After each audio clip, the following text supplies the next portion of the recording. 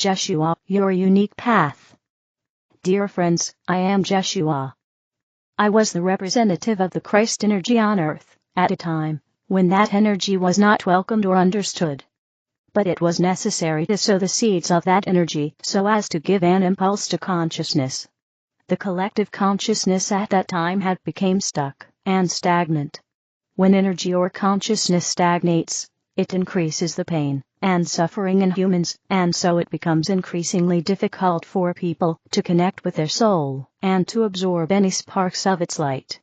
The more that fear and ignorance prevail, the more people remain deprived of a connection with their souls, the living source of all their creativity. Everything you truly choose and create out of freedom not determined by your circumstances, your youth, or your other lives comes from the soul as the source of that creation. The greatest threat to the collective consciousness of the earth and humankind is that individuals lose the connection with their souls, their inner creative source.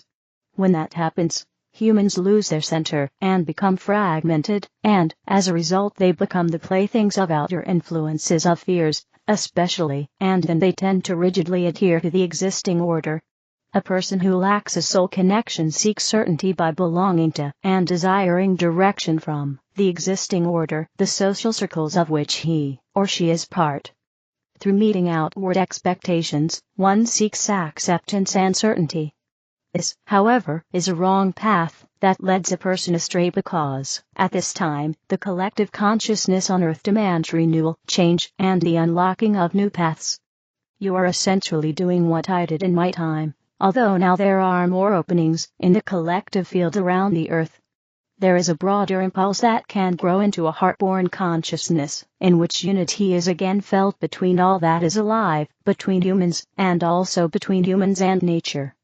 You all are being moved by this sincere desire to contribute to this consciousness change that is coming from your soul. When you feel that call in your soul, it is a sign that your heart is awakening, and that you are connecting to deeper layers in yourself. It takes courage to follow your soul, and to free yourself from the expectations of parents, family, friends, colleagues, and working conditions. The way inward restoring the connection with your own soul requires courage, and the ability to bear your pain consciously, and also to honestly face your own fears which undoubtedly arise when you turn inward. When you awaken, when you hear the call of your soul, it often happens that life seems to get more difficult, more burdensome. And that is because you become very conscious of your fear, and your compulsive wanting to adapt, of your desire to be recognized and to not be rejected. You will be confronted with this fear when you begin to follow the whisperings of your soul. When you follow your unique path, you will be challenged in all sorts of areas, in relations with your family, with your loved ones, in your work, in everything. I ask you to be very gentle with, and respectful of, yourself. Following the path of your soul makes you vulnerable, sensitive, open, yet herein lies your great power. A vulnerable person is infinitely more creative and vital than a restricted one. But to be able to bear this vulnerability in this harsh world, it is necessary to appreciate what you are, and to surround yourself with the attention and care you need as an awakened person. You cannot expect to be understood and supported by your surroundings. If you take a step out of the mass consciousness, you stand alone. So it is of great importance to realize who you are and what your role is, and, as I said, to surround yourself with attention and care. I ask you to do that now by going inward with your attention and descending with your breath to your abdomen. Withdraw your attention from your surroundings and instead focus completely on the presence of yourself. Feel the field of energy that surrounds you and belongs to you. Become aware of your feet on the ground, your connection with the earth. Feel the energy of Mother Earth and feel how she recognizes you. She is a living vital creature with tremendous intelligence, a very old knowing. Feel how she welcomes you and wants to help you complete your soul's mission, your soul's path. The earth is there to support you. In part, the earth is in you through your body of flesh and blood. Your body carries in itself the language and intelligence of the earth, of Gaia. Connect with this earthly aspect of yourself. The cells of your body are made of earthly substances, of matter, but their driving force and source is your soul. Your unique soul is the true creator of your living body. There is a collaboration between the natural power of the earth and your soul. The body that you now inhabit is a manifestation of these two forces, so observe your body with reverence. Release all the outer judgments you may have about your body. Feel the inner life and the divine nature of your body. Become aware of the presence of your soul in your body. Your soul is in your body, not somewhere far above or outside you. Without your soul, your body would not exist. Imagine that in every cell of your body, the intelligence and information of your soul is present as sparks of light. Feel that light flow throughout your entire body. Welcome your soul in your body. Then see if there is a place in your body that feels tense or painful, where there is something that makes you suffer. Is there a place in your body, or in your energy field, that attracts your attention, where you feel the flow of your soul is stagnant or blocked? Let that place become aware of itself. And if you want to do so, you can make an image appear that suits this stagnant energy, something that gives you understanding about this blockage. Feel what is there, and look at it lovingly. You do not have to do anything about it. Just feel it, and observe where it blocks you, and look at it with gentleness. You may see a child in that blocked or stagnant part, a child who belongs to you, an inner child who would like to free itself but is burdened by certain fears and judgments. See if you can open to that child by asking it what it would take to be able to express itself in the world and to develop more freely. Imagine you are seeing this child. Realize that healing begins immediately when you connect with a blocked part in yourself in this way. If you look freely and openly, observing without judgment, at the dark parts in yourself, love flows. And this in itself is healing. A part that is lost comes back to you. Let this happen. Receive the child into yourself who has become lost or held back. It is a source of life and wants to come to you. Now I want to say something about the light work you do in the world. When you go deep within yourself and examine and confront the dark parts of yourself, you are also doing something for the collective consciousness. You dig a new path, you open up new opportunities for the greater field of consciousness to be lifted to another level, one of more openness, warmth, love. This road that sometimes seems very lonely asks for courage and direction, and not just for yourself. What you have to give to others, ultimately, is your own path of development, the way you have traveled with much pain and effort. The healing and transformation that is yours to complete is your greatest gift to humanity.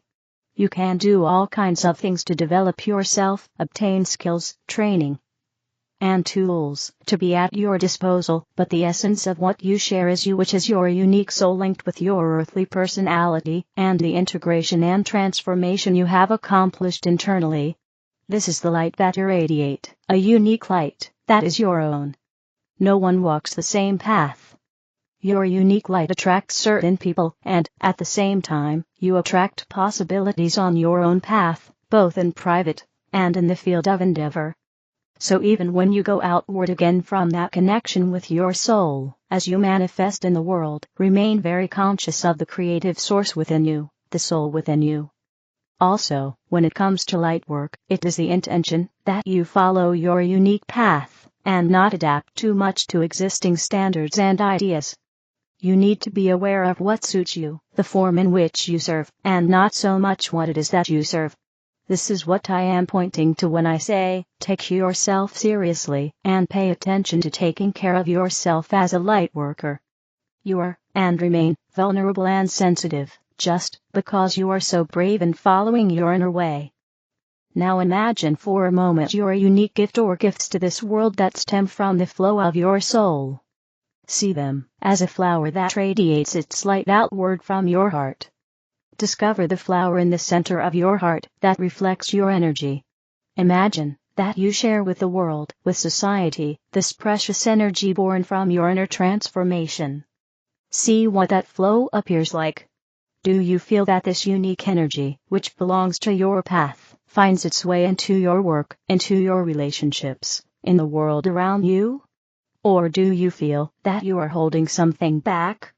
And also observe how this energy, this radiant flower in your heart, is received by the people around you. Imagine you are facing a person who is very important to you and that you give out to that person, from your heart, the energy of your flower. See if that person can actually receive it, whether he or she offers resistance to it, or is open to it, and look without judgment. This also can be done with the work that you do. Feel whether your energy can flow out in a certain place or in a particular situation, and if it is actually received, which is to say understood and appreciated. This is important. Please treat yourself with care and respect. Preserve and cherish the flower in your heart that is so very valuable. Finally, I ask you to feel my presence. I am not alone here. You all are surrounded by loving guides who support you on your path, as a human, and as a light worker. You are surrounded by light and support from non-earthly spheres. You are so loved. Feel the respect and care that comes from our sphere to you. And treat yourself in the same way. I greet you from interconnectedness. Know that I am never far away. We are one. The spiritual meaning of eye issues. When issues arise with the eyes and our vision, we may want to consider how we are seeing things and ourselves. Vision changes are common enough, especially as we age or during major hormonal changes, like with pregnancy. We can also get styes, dry eyes, cysts, and all kinds of other issues in and around our eyes. Of course, it's a good idea to talk to your doctor, ophthalmologist, or other healthcare practitioner to address any eye issues directly, but let's also think about the spiritual meaning of issues surrounding the eyes. Clear seeing the eyes are the organs through which we see and perceive the world.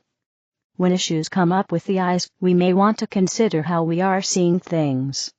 Is something happening in your life, or in the world, that has confused the sense you make of the world around you, the way you see things? Has your perception changed, or been changing about yourself, the people around you, or the world? Is there something you are not seeing that you want to see?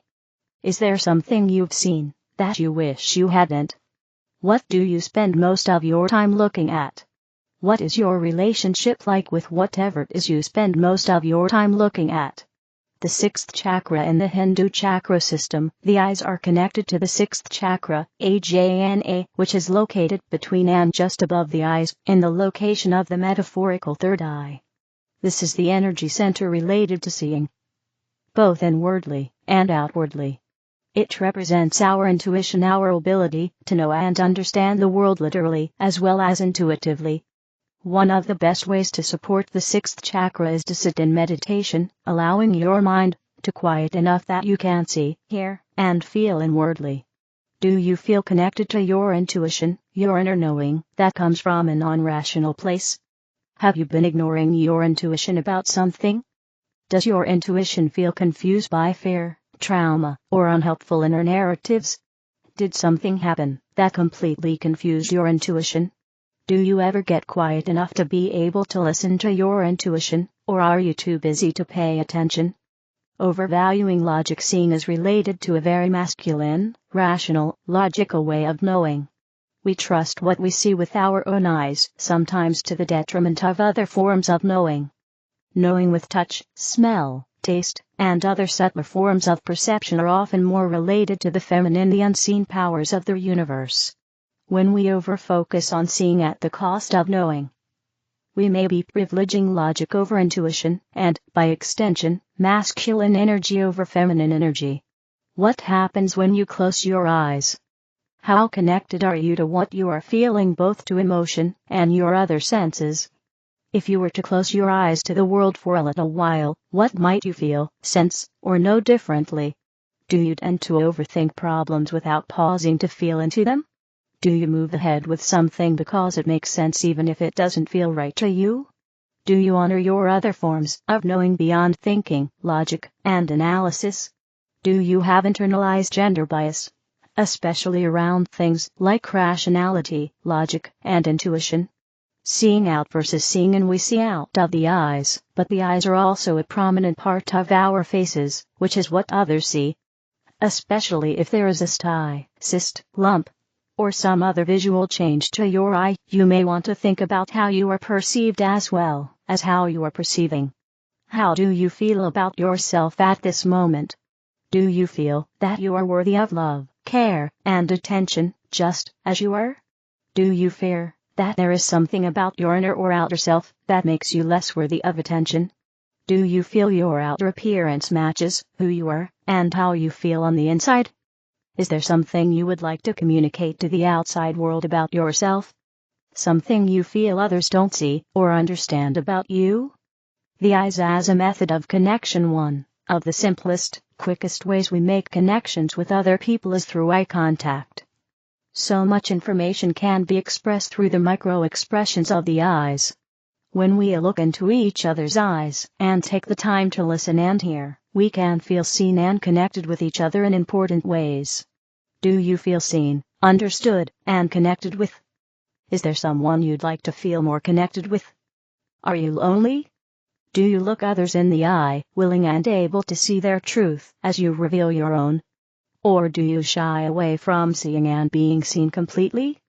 Does intimacy instigate fear or anxiety? The need for tears, especially if your eyes are dry, or if you have blockages like styes or cysts, your eyes might have a buildup of tears. Is there something you haven't been grieving completely? Is there an unresolved sadness in your life, even if it's from a long time ago? Is there something happening in your life that is hard to accept or understand? Have you been crying enough?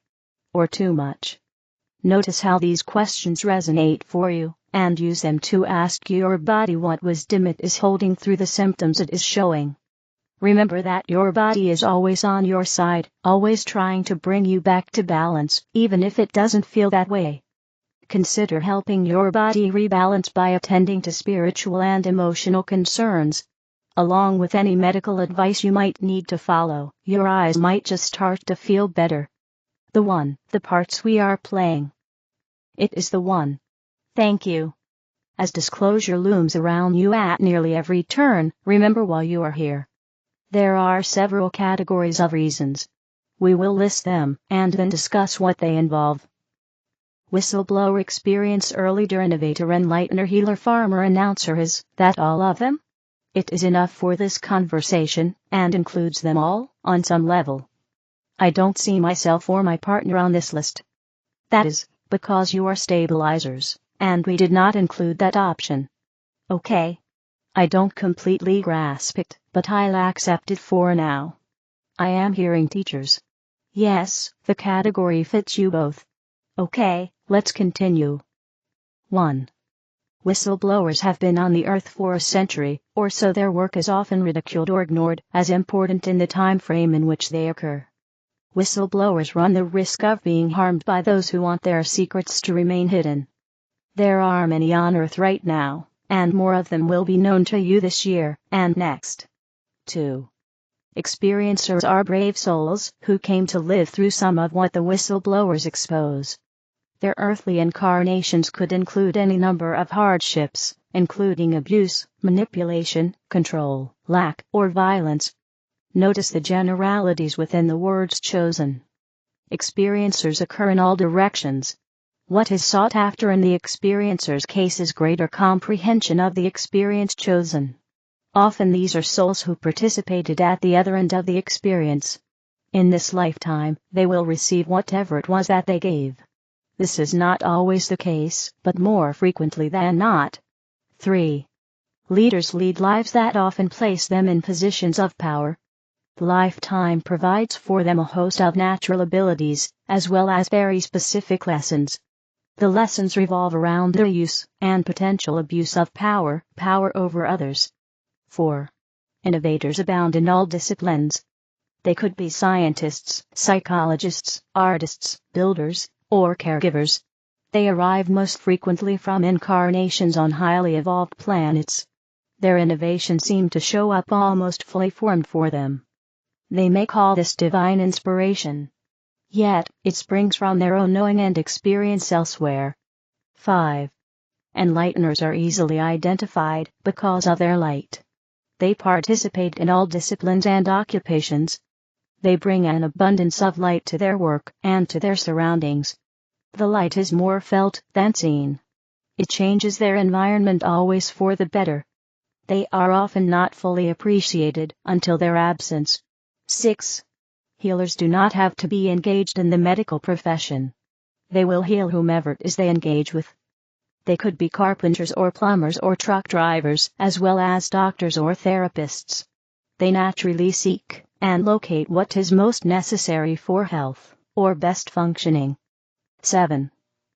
Farmers do not always work with crops and soil, yet they might. What a farmer is here to do is propagate. They seek and will find and utilize the most fertile place in which to plant and thus grow what they've sown. Seeds can be physically planted. They can also be intellectually planted. 8. Announcers will most often be noticed for their volume. The term loud can be used to describe them. This is a reference to either sound or personality. You will take note of an announcer. You will not be able to ignore their volume. They shout until they are noticed. These identifiers tell us some of the many personalities adopted on Earth at this time. Your history has never included so many of these at once. These traits are necessary now. For as your whole world shifts, there must be a way to alert every single participant as to its occurrence. Your world feels as if it is speeding up now because so many of you are rising to be noticed. There is little downtime left on your ascension journey. You are approaching a full throttle period until completion. Then there is a settling in, a settling down, a breather, and some reflection. That is not the case today. Know that your journey has a guaranteed outcome. Just as your GPS will adjust itself as you take alternative roads, so does the collective. You are in for such a treat. It will be worth every step taken. Thank you. Transformative passage in Leo, the 12th of February, 2025. Beloved ones, we are now navigating a transformative, healing, and creative passage with a Leo full moon on the 12th of February. A moon that closely squares Uranus, the great shifter, supporting our personal and planetary liberation journey, our metamorphosis into crystalline beings. Leo offers us resilience to confront our shadows and challenges through the power of heart reconnection and self-illumination. This passage is supported by many forces and beings, as our creators the Anunnaki, the Lurans, supporting us during this transitional year, in which many of us will shift roles, locations, relationships, and anything that we need to let go to initiate a new journey, within a totally different frequency and timeline. This is a life-changing passage that will help many of you to realign to who you are and your new trajectory, and others to retrieve your planetary mission, as there is a massive awakening to your planetary roles taking place at this time, in many of you. Embodying our soul's role can only be achieved when we reconnect to our true self and its wisdom, which is what many of you have been working with for a while, especially during 2024. Uranian's frequency invites us to adapt to change, releasing all resistance to something we cannot control, and that occurs when we are ready to embody a higher level of consciousness. Feeling emotionally vulnerable is common during this transformative and releasing time. Tears of letting go of the old, of old companions, of all wounds that our body has carried for so long may come. Open your heart and let it all go, as you let love in. We have the Leo moon trying to Chiron in Aries, at this time, as a great emotional support for us to heal old traumas and emotional baggage. Leo's frequencies come when we are transitioning into a new sphere of creation, shifting ourselves and our lives completely. It comes to offer us the courage to live from our hearts, rather than from a space of fear, balancing our ego and all lower emotions by learning how to manage our energy, as our emotions, whether positive or not, are forms of energy, learning to create from a space of love, compassion, and soul alignment. Leo represents the power of the heart, which beats to the rhythm of the universe and is connected to all within creation.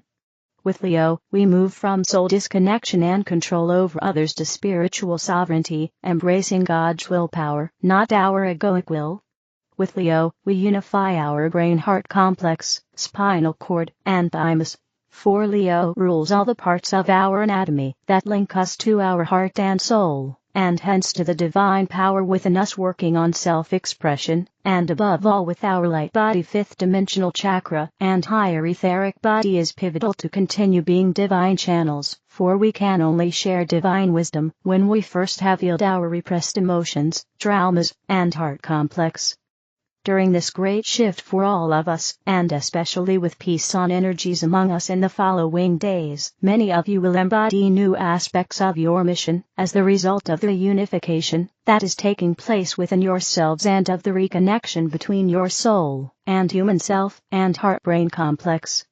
As our planet continues to be transfigured and re-encrypted with the assistance of the Auroras and many other benevolent forces within creation, many of you will awaken to your roles as Aurora emissaries, acting as amplifiers of the Aurora's healing transmissions, to continue assisting the elementals in their transfiguration, for we are not the only ones shifting bodies. As you grow in wisdom, love, and personal power, you will also grow in your mission, feeling the pulse of the earth and its calling to you, where required. The more you remain in your higher heart, as Leo invites you to do at this time, being courageous to embrace yourself, mission, and personal truth, remaining in a compassionate neutral witnessing space, the more you allow this organic process of mission integration to take place within you. After all, our mission is what makes our hearts feel joy, what is natural for us to do, and what feels in total resonance with our ways of being and living. Living with your heart fully open, loving, honoring, and embracing yourself completely is pivotal to giving and receiving, as well as to embracing your role on Earth, which is unique, precious, and appreciated within and outside our Earth's confines. What you came here to personally seed only you can do, for like I always say, God does not repeat herself himself, and even if some of us carry a similar mission, it is never the same. When you value and honor the role given to you, knowing your importance within creation, although always remaining in a humble space, you honor God and its desires to bring unity, love, and harmony to all involved in this planetary process through you. Comparisons diminish yourself and your personal role. Embrace your uniqueness, your courageous essence, given to us by our forefathers the Anunnaki, who created us, for we all carry this fiery essence within to become the sovereign pioneers that we are already becoming. Yours is the choice to shine who you are, or remain in the shadows, for you are free to choose, as guides remind us many times. May you choose to love, recognize, and honor yourself and who you are within creation, beloveds. With an infinite love. Natalia, Alba. Source: arrayoflight.com. The other videos are in the English video playlist. Help me spread the light. Click like, share, and subscribe to the channel. Thank you.